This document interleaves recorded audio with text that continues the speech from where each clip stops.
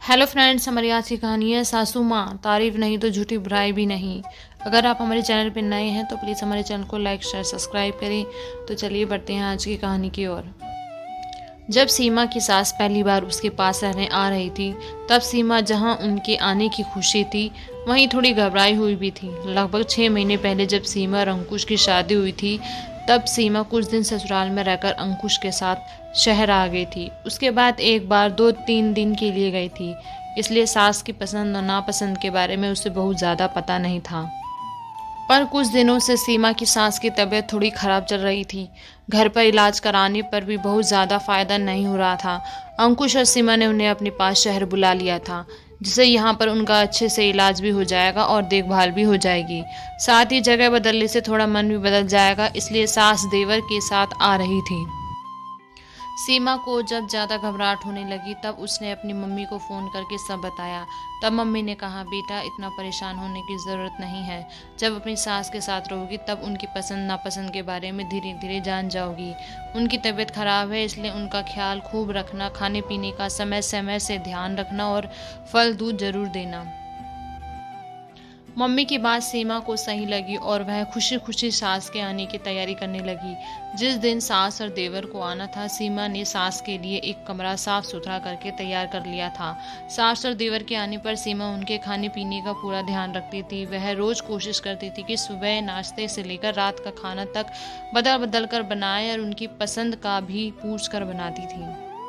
जब कुछ दिन बाद सीमा के देवर घर वापस चले गए, तब ज़्यादातर सीमा और उसकी सास ही घर पर रहते थे।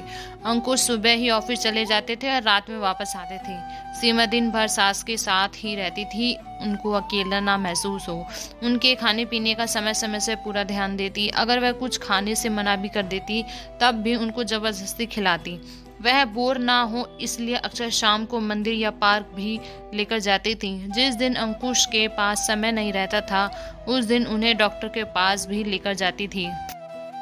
कुछ महीने बाद जब सास पूरी तरह से स्वस्थ हो गई थी, तब वह वापस चली गई थी। उनके जाने के कुछ समय बाद ही अंकुश के चचेरे भाई की शादी में जब सीमा और अंकुश घर गई, एक दिन जब सीमा और उनकी ननद नीता दोनों खाना खा रही थी, तो नीता ने कहा, भाभी आप इतना कम खाना हमेशा ही खाती हैं कि हम लोगों के सामने ही इतना कम खाती हो।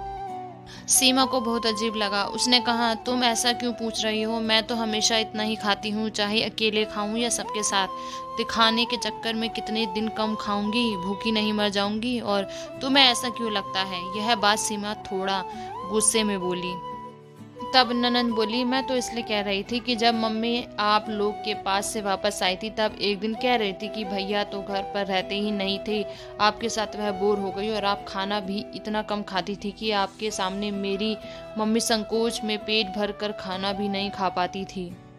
सीमा को यह सुनकर बहुत बुरा लगा। उसने कहा, मैं जबरदस्ती मम्मी को खाना खिलाती थी, दोनों समय नाश्ता, दोनों समय खाना, साथ में फल और दूध भी देती थी। बाहर से भी खाने की चीजें मंगवा कर खिलाई और मम्मी कितनी स्वस्थ हो गई थी, यह तुमने नहीं देखा? ठीक है, मैं मम्मी से अभी पूछती हूँ कि उन्होंने ऐसा क्यों कहा, और अपने घर में भी कोई संकोच करता है? तब ननद ने कहा, भाभी मम्मी से मत पूछे, मम्मी मुझ पर बहुत गुस्सा करेंगी।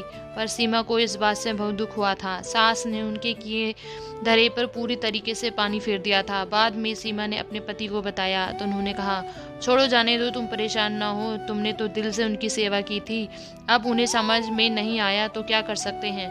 कुछ कहने पूछने से तो बात बढ़ेगी और कुछ नहीं। सीमा ने अपनी सास से तो कुछ नहीं कहा, पर यह बात वह कभी भूली नहीं। उसे जब भी यह बात याद आती थी, उसे अपनी सास पर बड़ा गुस्सा आता था। दूसरी बार सास बेटे बहू के पास खुद ही आई थी। आने के पहले अंकुश को फोन करके बोली थी कि उनकी तबीयत भी अच्छी नहीं है और तुम लोगों से मिलने का भी मन हो रहा है। इस बार भी सीमा की सास और देवर ही आए थे। 3 दिन बाद होली का त्योहार था। सीमा ने त्योहार के हिसाब से पूरा खाना बनाया था। दोपहर में जब सास देवर अंकुश खाना खा रहे थे और सीमा सबको खाना परोस रही थी, तब देवर ने कहा, भाभी आप रोज इतना अच्छा खाना बनाती हो कि मैं रोज ज़्यादा खाना खा लेता हूँ, और जब बाद में पेट में दिक्कत होती है तो सोचता हूँ कि कल कम खाऊंगा, पर फिर खाना देखकर मन नहीं मानता और ज़्यादा खा लेता हूँ। यह सुनकर सब हंसने लगे। तभी सीमा ने अपनी सास से कहा, मम्मी जी आप भी पेट भर खाना खाना, नहीं संकोच में कम खाएं। सास ने कहा, कम क्यों खाएंगे और अपने ही घर में कैसा संकोच। तब सीमा ने कहा, नहीं, मैं तो इसलिए कह रही थी क्योंकि नीता कह रही थी कि पिछली बार जब आप आई थी तब आप संकोच में भर पेट खाना नहीं खाती थी। मैं तो पूरा खाना आपके सामने डाइनिंग टेबल पर लाकर रख देती थी और आप ज़बरदस्ती खाना निकाल देती थी। फिर भी आप घर पर जाकर ऐसा बोली। मुझे यह सुनकर बहुत दुख हुआ था। सास ने कहा, मुझे तो नहीं याद मैंने नीता से ऐसा कुछ भी कहा। हो सकता है कहीं और के बारे में बताया हो, वह समझ ना पाई हो। सीमा ने कहा, मम्मी जी, नीता इतनी छोटी बच्ची नहीं है कि वह आपकी बात ना समझ पाई हो। बिना आपके कुछ कहे उसे इतना सब कुछ कैसे पता चल गया। तब सास ने कहा, पता नहीं, हमें तो याद नहीं है कि मैंने ऐसा कुछ कहा है। तभी अंकुश ने कहा, अच्छा चलो बात खत्म करो, सब लोग खाना खाओ और सीमा तुम भी बैठो और खाना खाओ।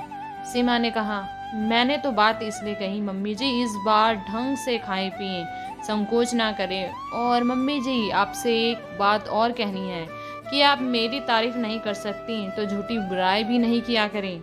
मुझे बहुत दुख होता है।